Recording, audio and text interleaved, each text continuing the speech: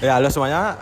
Selamat datang di podcast pertama saya, yang di mana ini adalah podcast yang dibuat untuk menjalankan tugas-tugas yang diberikan kepada dosen, yaitu tentang bagaimana metode pembelajaran online. Nah, sebelum itu saya di sini mengundang sebuah narasumber, yang di mana alangkah baiknya kita sebelum menjelaskan tentang metode pembelajaran ini, saya memperkenalkan narasumber terlebih dahulu. Baik, perkenalkan nama saya Alriandi dari Stikom. Oh ya, bisa diulang namanya Kak? Alriandi, nama saya Panggilan biasanya? Wawan, biasanya dipanggil oleh sama teman-teman saya Wawan biasanya. Oh ya, baik. Di sini saya menggunakan nama panggilannya kakak, itu adalah nama Wawan ya. Sebelumnya kakak angkatan berapa ya di Stikom? Saya masuk di Stikom pada tahun 2019 di Renon kemarin. Oh, jadi angkatan 2019. Oh, berarti kakak ini adalah angkatan di atas saya, yaitu saya 2020 ya. Saya masih di adik tingkatnya kakaknya ini. Biasanya untuk metode pembelajaran apa yang digunakan pada saat pandemi Kak untuk di Stikom Renon ini Kak? Kami biasanya di Stikom Renon diajukan oleh dosen menggunakan aplikasi Microsoft Teams biasanya. Oh, Microsoft Teams ya Kak ya. Nah, biasanya Microsoft Teams itu apa sih itu Kak? Microsoft Teams dalam media pembelajaran di kampus Renon itu Kak? Ya, Microsoft Teams adalah sebuah platform komunikasi dan kolaborasi terpadu yang menggabungkan fitur percakapan, kerja, rapat, video, menyimpan berkas, dan integrasi aplikasi. Dan biasanya Microsoft Teams itu digunakan kita untuk melakukan pembelajaran secara daring oleh mahasiswa dan dosen, dan beberapa menggunakan assignment kayak tugas-tugas gitu dari dosen-dosen yang dikasih oleh dosen. Kak, biasanya tugas-tugas tuh yang diberikan oleh dosen tuh ribet-ribet atau gimana Kak? Wih, kalau gitu biasanya tergantung dosennya sih. Ada dosen yang, ya jujur aja nih teman-teman, ada dosen yang killer, ada yang ya santai gitu ya. Tapi kami sebagai mahasiswa harus bisa mengikuti lah apa yang diberikan dosen. Biasanya ya kadang gampang, kadang susah kayak gitu sih diberikan sama dosen. Nah, biasanya untuk pengguna MS Teams ini siapa saja sih penggunanya Kak? Oke, dari MS Team biasanya digunakan oleh mahasiswa, dosen, atau pekerja-pekerja kantoran misalnya gitu. Kalau misalnya pekerja-pekerja kantoran nih misalnya lagi di luar kota nih. Nah, meeting tuh pakai MS Team lah biasanya gitu. Sama kalau mahasiswa dan dosen biasanya menggunakan MS Team kalau lagi daring, karena biasanya kadang kayak tadi nih dosen saya lagi ada kesibukan gitu, jadi dia melangsungkan pembelajaran melalui daring gitu. Nah, biasanya nih kan metode pembelajaran itu kan melalui daring nih Kak. Biasanya apakah kakak pernah melihat teman-teman atau mahasiswa lain dalam mengikuti pembelajaran ini, misalkan kayak tidur lah atau meninggalkan meet lah Kak?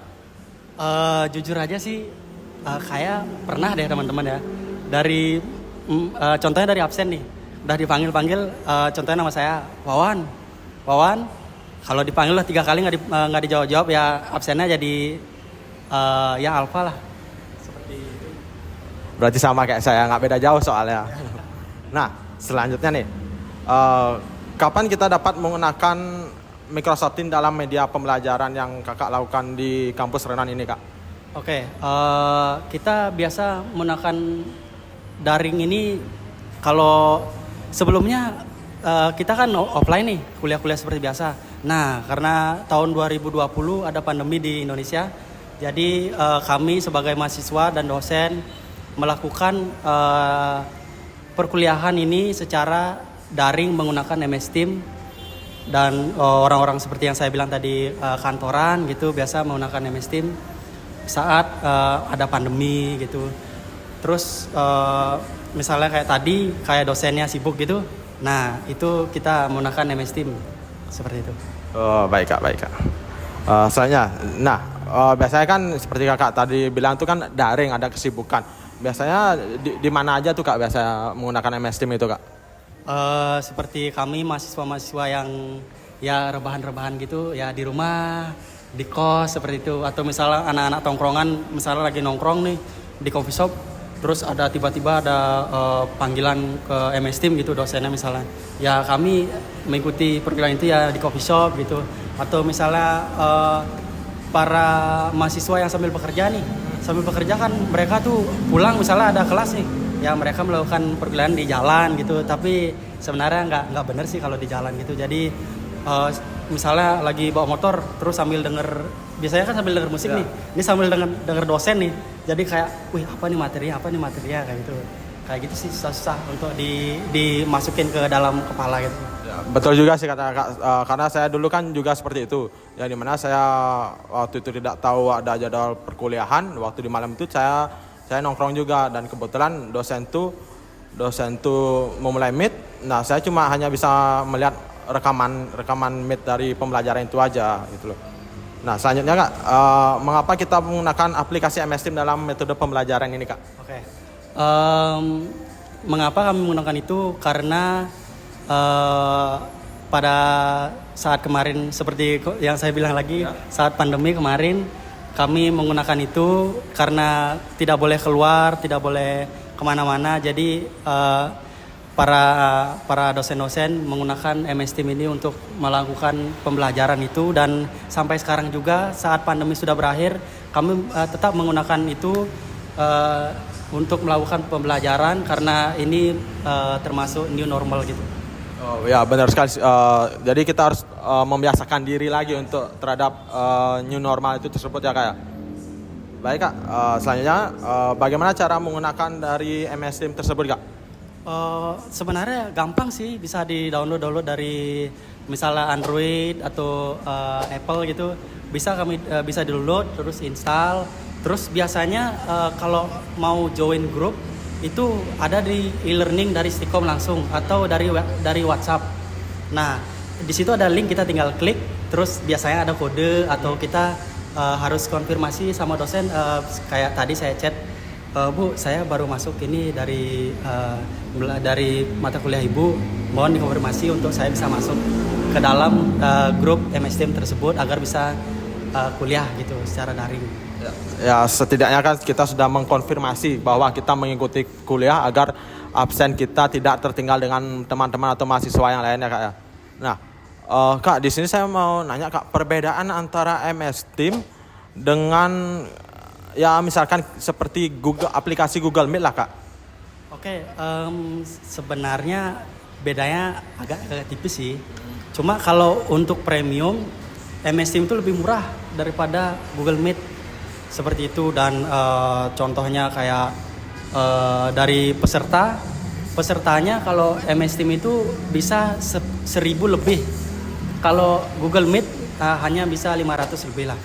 Dan dari durasi untuk Google Meet bisa sampai 30 jam, dan untuk Google Meet bisa 24 jam dan MS Team 30 jam. Dari segi durasi seperti itu sih yang saya jalan-jalanin kemarin. Dan untuk menariknya dari MS Team ini, kami bisa melakukan japri untuk misalnya saya ke dosen atau saya ke teman-teman mahasiswa yang lain seperti itu, dan banyak sih ada emote, ada kayak background gitu dari MS Team. Seperti itu sih lebih banyak. Berarti dari aplikasi MS Team ini ke Google Meet berarti fiturnya ditawarkan lebih banyak, habis itu durasi waktu yang ditawarkan lebih lama, dan anggotanya pun lebih banyak dari Google Meet itu tersebut kan Kak. Oh, ya. Sekian dari kami. Saya sebagai narasumber dan saya sebagai host, yang mana saya belum memperkenalkan diri saya. Perkenalkan, saya Putu Cahyadi Kusuma, bisa dipanggil Cahyadi atau teman-teman lain saya memanggil saya Riko. Ya, terima kasih sudah bergabung dengan kelompok kami. Ya, terima kasih ya semuanya.